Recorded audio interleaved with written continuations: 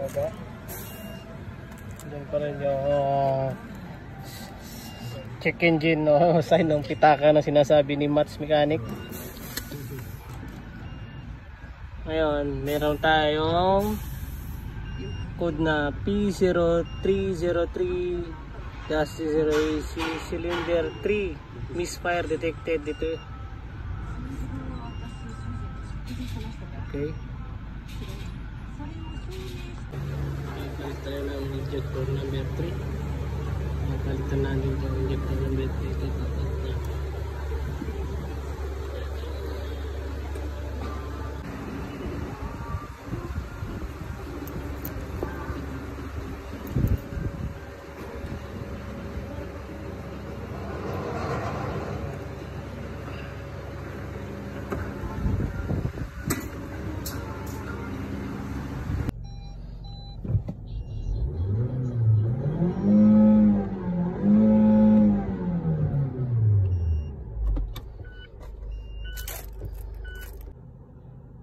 Check engine CX-5 na pinalitan natin na injector, maayos na siya. Ayun,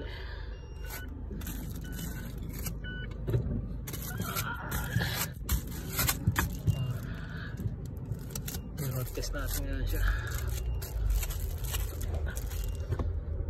Test ko din. Tandaan lang yung takbo.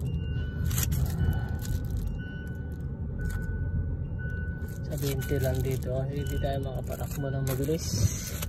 Ito importante.